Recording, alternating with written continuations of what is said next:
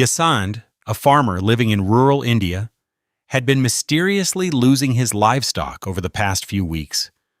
With them disappearing one by one, every morning he would notice that another cow was missing. There were no footprints, no blood, and no signs that the animals had been stolen. Late at night, strange sounds began echoing across his fields, deep, unnatural cries that didn't sound like either a human or an animal. Wanting to find out what was really happening, he set up night vision cameras around his farm. A few nights later, one of the cameras detected movement. Watch closely.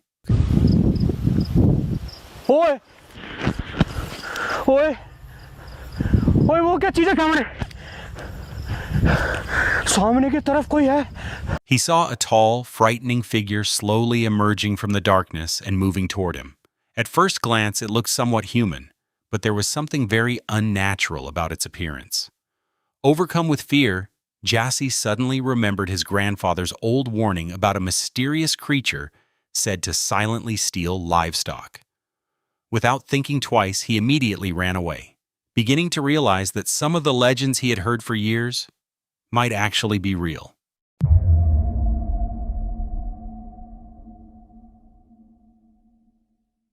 A woman shared that a few months earlier, her mother had passed away. The loss brought deep sadness to her entire family. Not long after that, strange things reportedly started happening inside their home. One day, while she was alone in her bedroom, she saw something unusual happen right in front of her. This time, she was ready and immediately began recording the moment. Things that keep happening in my house since my mom passed away.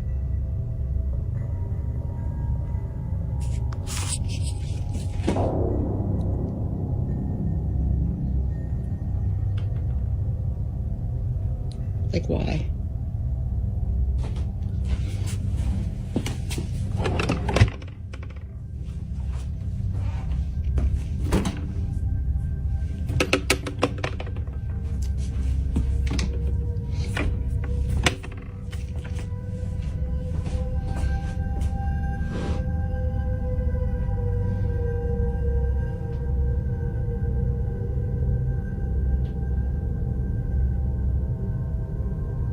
I looked underneath the drawer, I looked behind it, there's nothing making it pop out.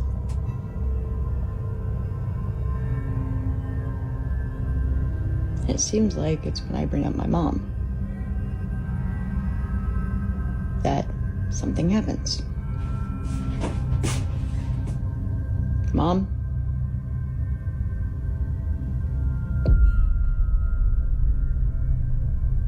Okay. In the footage, one of the dresser drawers can be seen moving on its own without anyone touching it. Slowly, the drawer slides open, as if something invisible is pushing it. What makes it even more intriguing is that, according to the woman, this tends to happen whenever she begins talking about her mother. She admits that she has no explanation for the strange events happening in her home. However, she believes it might be her mother's way of showing that she is still there, even after passing away. This leaves one question. Is it all just a coincidence, or is something truly trying to send her a message?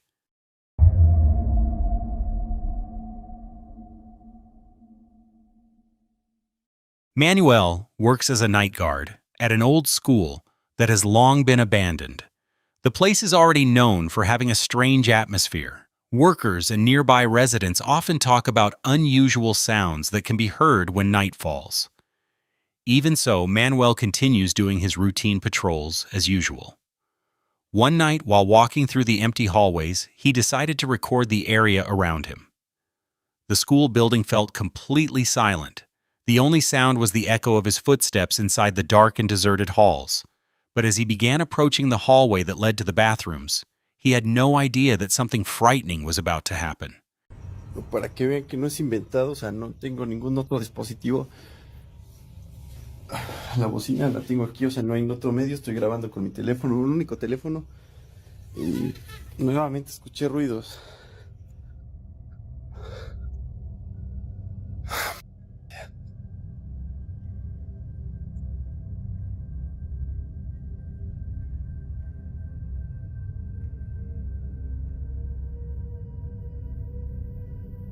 Nuevamente escuché ruidos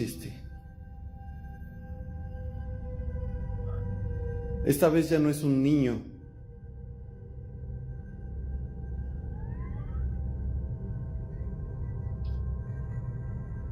Y... No mames.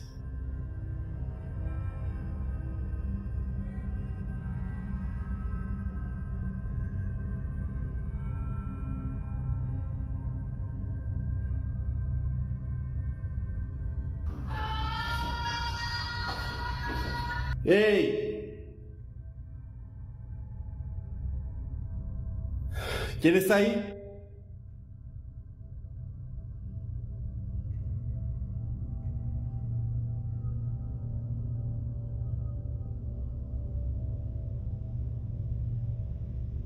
No, o sea...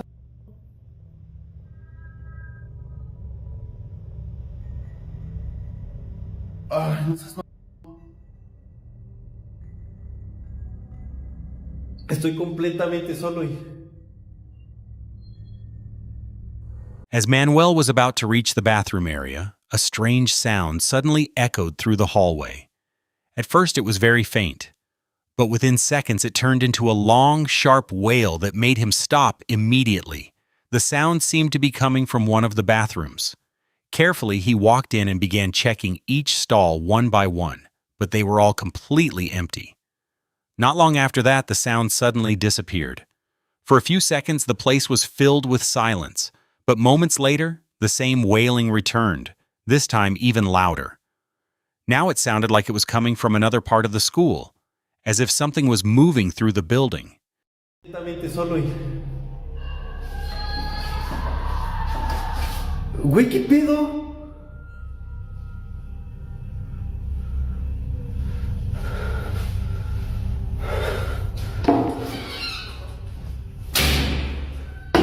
No mames.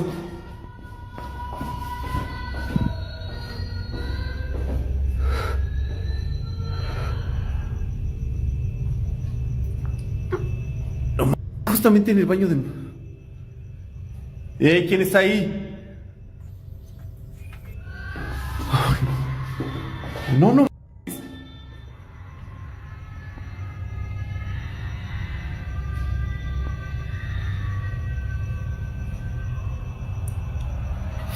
¿Quién está ahí?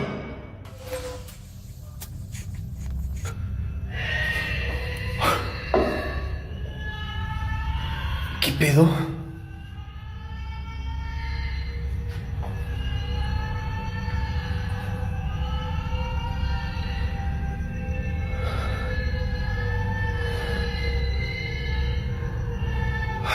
Es que...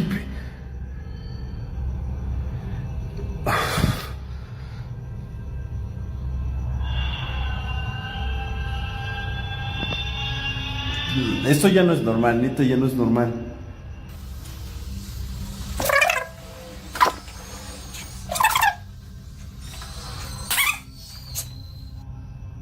Es que no...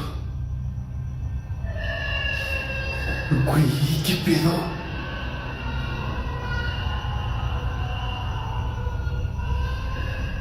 O sea, ella es aquí.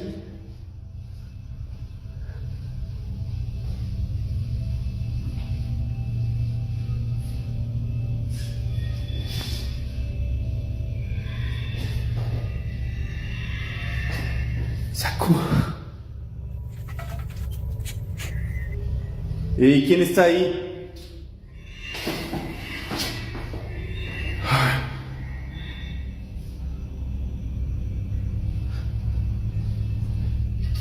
¿Quién está ahí?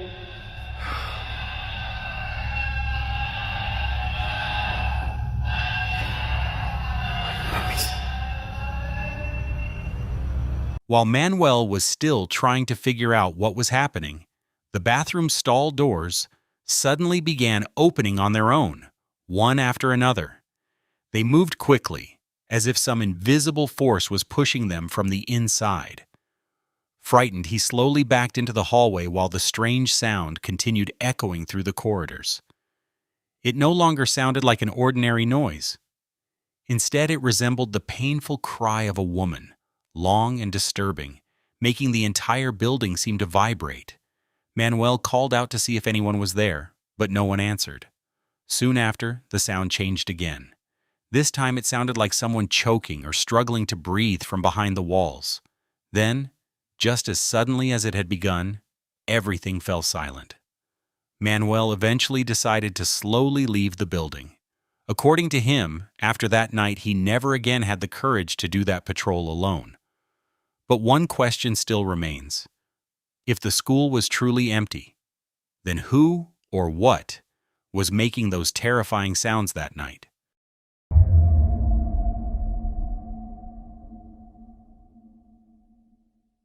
At first, Carla thought everything was simply the result of stress and exhaustion. But that explanation started to fall apart when she began noticing several objects in her home neatly arranged, as if someone had deliberately placed them there, shoes lined up by the door, cutlery carefully set in the hallway, and a kitchen jar suddenly sitting inside her bathtub. None of it looked like ordinary mess or chaos. Instead, it all seemed intentionally arranged. Take a closer look. Te lo juro que escuché un nombre por ahí. Voy a ver si está por ahí otro lado. No mames. ¿Qué pedo?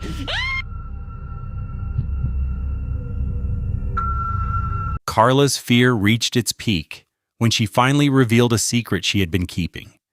It turns out that before all the strange events began, she had tried using a Ouija board.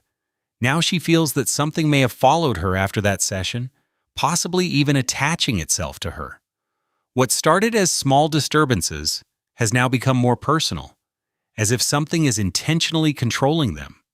It's unclear whether the presence is connected to the house or to Carla herself. But one thing feels certain. Whatever she contacted that night never truly left.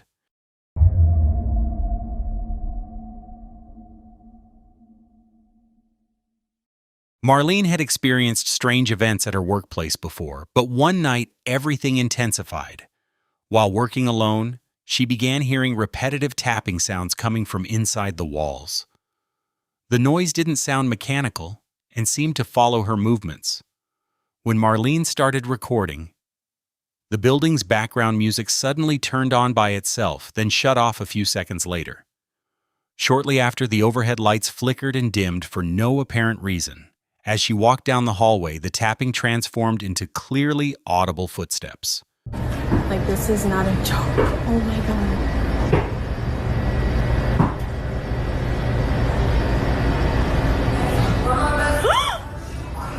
Where the fuck did the music come from?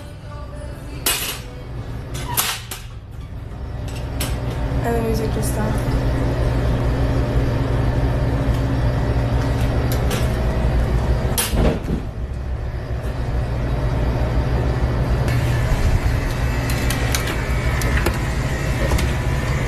Oh my god, literally no one here. Oh my god, oh my god. Literally nothing here. Like, nothing. Like, I don't know what the all that noise was about, but there's nothing here. Nothing. It's insane. Oh my god. I'm so done. Oh my god, the light is off. Trying to stay calm, she climbed up to the attic to check for any animals or equipment that might be causing the strange noises, but it was completely empty. When she came back down, the light she had turned on earlier was now off. It was at that moment that Marlene became certain something unseen was aware of her presence and wanted her to leave.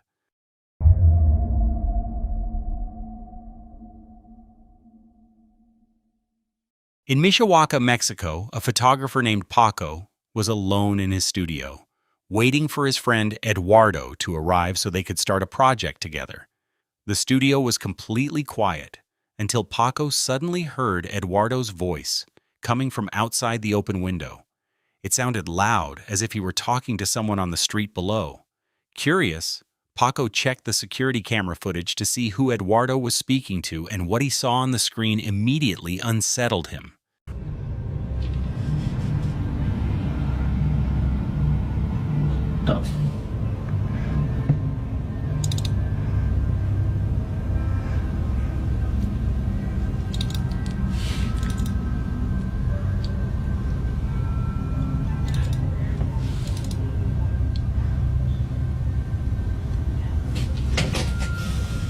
Güey, te juro por Dios, güey. Te lo juro por Dios que un señor me preguntó que dónde era la pinera. No digas mamadas. Te lo juro por Dios, güey. Un señor se me acercó y preguntó, oiga, disculpe, ¿dónde es la pinera? Y por eso le explico, le digo que tenía que cruzar y darle más para abajo, güey, te lo juro. Te lo juro, güey, no mames. Fuck. The footage showed Eduardo standing outside, right where Paco had heard his voice, but there was no one else around. No passerby, no movement, just a faint shadow. When Paco asked Eduardo about it, his friend insisted that a man had stopped him to ask for directions. Yet, what the camera captured told a different story. The figure or voice Eduardo spoke to that night wasn't physically there at all. Whether it was just a trick of the light or something else entirely, the event remains an unsolved mystery.